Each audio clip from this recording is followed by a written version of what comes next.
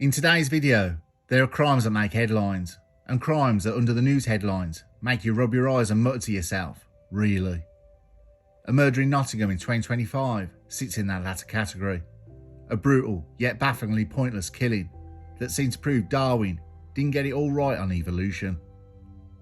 It was not a masterclass in criminal enterprise, but a grim showcase of impulsive violence, bad judgement, and the peculiar human ability to make every wrong decision.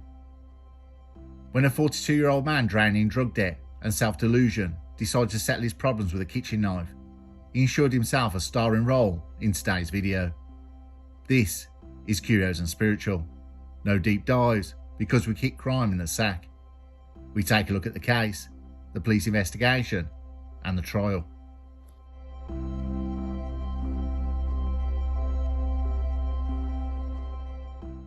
We go back in the year to Sunday, the 20th of April 2025.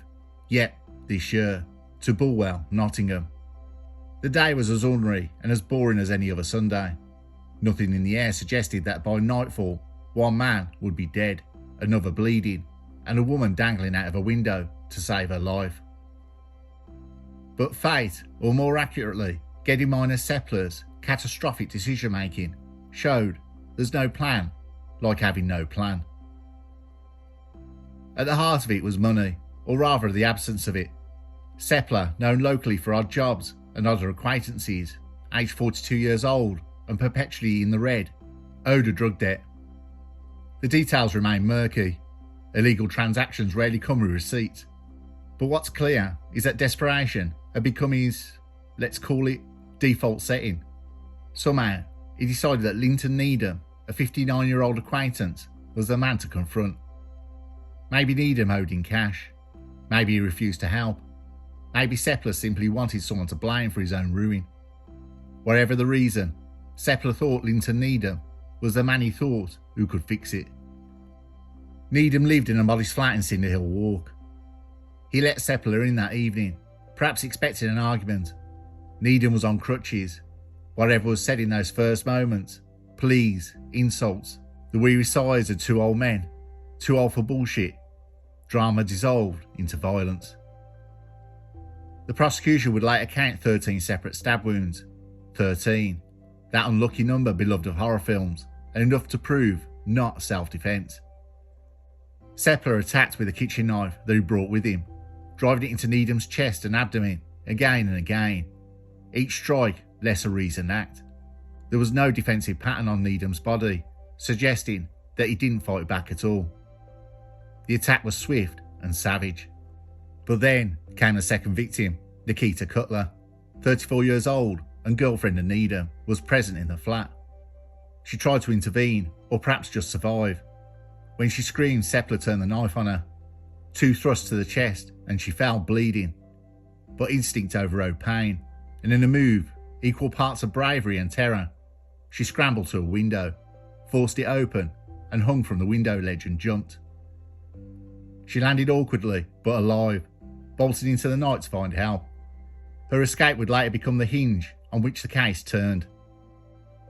Needham managed to get outside the flat, but died soon after, with his crutches still attached to him. As police and paramedics arrived, Needham was being held by his girlfriend, who ran back with serious stab wounds, and they were both outside the main door of the flats. Now, in most cases, in fact all I've covered, most killers try to flee. They ditch weapons, craft alibis, or if they have a few quid, Google countries without extradition. Seppler did something stranger. After leaving, he spent roughly 2 hours in limbo, enough time to imagine he'd made a mistake, or perhaps just to smoke the world's longest and most pointless cigarette. And then he walked back to the crime scene. Officers stood behind the tape. When Seppler appeared, he told them calmly that he knew what had happened, and that he could help.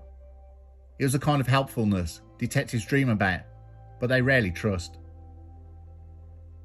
Seppler directed them to his own flat on Quarry Avenue, explaining that the knife was there. Very strange, but sure enough, the murder weapon sat on the draining board, beside a teacup, because nothing says domestic tranquility like a blood-stained blade next to clean crockery. Police officers noticed a cut on Seppler's hand, classic knife attack slippage from a kitchen knife. The details were small but damning. He was arrested on suspicion of murder and attempted murder. Still insisted it had been self-defence. One imagines the officers exchanging that quiet disbelieving glance reserved for suspects with such stories. His immediate explanation? Self-defence. Because of course, when you stab a man 13 times and then stab and chase down a witness, you're really just protecting yourself.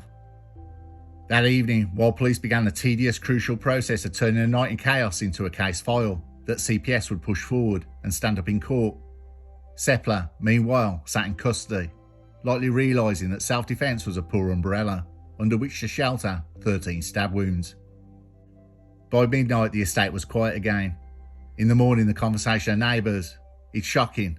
There's trouble, but nothing like this. It always is, though, until it isn't.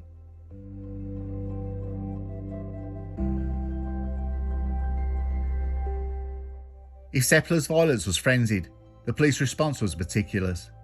Nottinghamshire police dispatched detectives who had seen every flavour of human stupidity, yet even they raised eyebrows at this one. The evidence trails practically holding a neon sign. Still, to convict, justice requires documentation, and the team set about turning the obvious into the irrefutable. The crime scene officers began their grim ballet, photographing, labelling, swabbing. Each blood spatter became a data point, each footprint a breadcrumb leading back to Seppler. The post-mortem confirmed what was already visible. Needham had been stabbed 13 times in the chest and abdomen. The blows deep and deliberate. There were no injuries suggesting he fought back effectively. The pattern of wounds told a story more convincing than any witness, sustained, targeted, and final.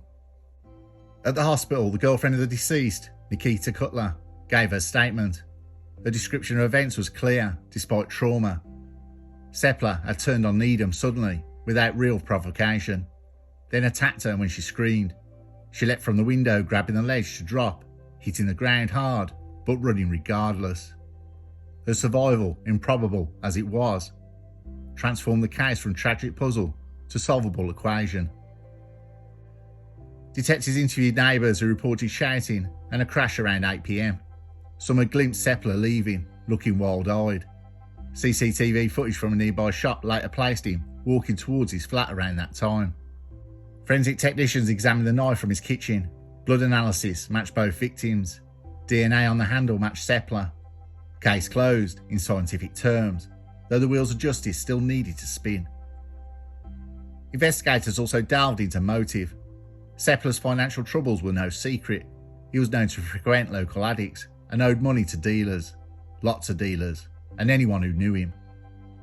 A volatile cocktail of desperation and paranoia. It appeared he believed Needham either owed him money or had somehow interfered in his affairs. Whatever the logic, it was paper thin and dissolved completely under scrutiny. Police later described it as a horrific, senseless act. In detective dialect, senseless often means motivated by something so stupid we can't print it. The murder squad worked long hours compiling the case file, though privately, many must have admitted Seppler made their lives easier by pointing to the evidence himself. Meanwhile, Seppler's self-defence claim went from implausible to absurd. He insisted Needham had threatened him, that the knife was grabbed in that panic, and that the chaos was mutual. But crime scene reconstruction disproved it. Blood trajectories showed Needham stationary at first, and then collapsing quickly. No overturned furniture suggesting a prolonged struggle. It was, in the forensic sense, a one-sided affair. As weeks passed, the Crown Prosecution Service reviewed the evidence. They found overwhelming proof, confession, physical evidence, surviving witness, motive, CCTV. The term slam dunk may be American and a bit naff, but here it was. Charges of murder and attempted murder were authorised.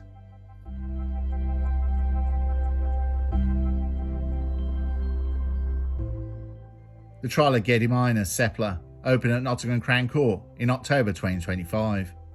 Trials like this are never whodunit, they're why-done-it, and why was still unsatisfying.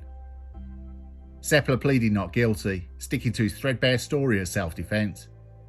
His barrister, performing legal moves, argued that Needham had been aggressive, that Seppler feared for his life, that panic led to tragedy.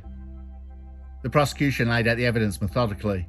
The jury heard about the 13 wounds, the blood on the knife, the survivor's eyewitness accounts, and the conveniently self-incriminating behaviour of the accused. The pathologist described the stab wounds with clinical detachment, each one a numbered nail in Seppler's legal coffin. Nikita Cutler testified with quiet strength. She described Needham's friendliness, the sudden escalation, her own desperate flight through the window. Her story contradicted every part of Seppler's defence. When Seppler took the stand, he repeated his tale. He said Needham had come at him, that he didn't mean to kill. Cross-examination reduced the story to rubble. The prosecutor asked why, if he'd been defending himself, Needham had no weapon. Why 13 wounds? Why stab a fleeing woman? Why leave the knife on your sink like a souvenir? Seppler mumbled answers, each less convincing than the last. After 11 days of proceedings, the jury retired. They deliberated for just over 3 hours, a blink in legal time before returning unanimous verdicts of guilty on both counts, murder and attempted murder. On October the 23rd, 2025, sentencing day, the courtroom filled. The judge addressed Seppler directly, noting the brutal, sustained and unprovoked nature of the attack. He acknowledged Seppler's eventual cooperation, but dismissed it as irrelevant to the enormity of the crime. "You ended one life and shattered another," he said, before imposing life imprisonment with a minimum term of 27 years. In the public gallery, Needham's family sat silent, the verdict offering no joy but a kind of exhausted closure. In a statement from police, the detective constable said, despite his already unforgivable behaviour, Seppler then exasperated things still further by lying about what happened and claiming he acted in self-defence. "We're pleased to see the jury saw through his lies in the trial that followed and returned the unanimous guilty verdict within a couple of hours."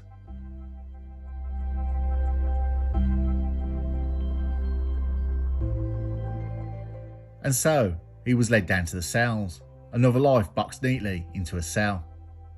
Prison would give him ample time to reflect, though whether reflection was in his skill set remained doubtful. Perhaps somewhere between the metal bed frame and the institutional porridge, he'd realised that debt collectors usually prefer conversation to murder. And that, in the end, is the autonomy of Seppler's case. One desperate man, one needless death, one miraculous survivor, an investigation that practically solved itself. It began with a debt and ended with a life sentence, another entry in Britain's longest catalogue of crimes, born from idiocy, addiction, and knives too easily reached for. If there's a moral here, it's unglamorous but solid.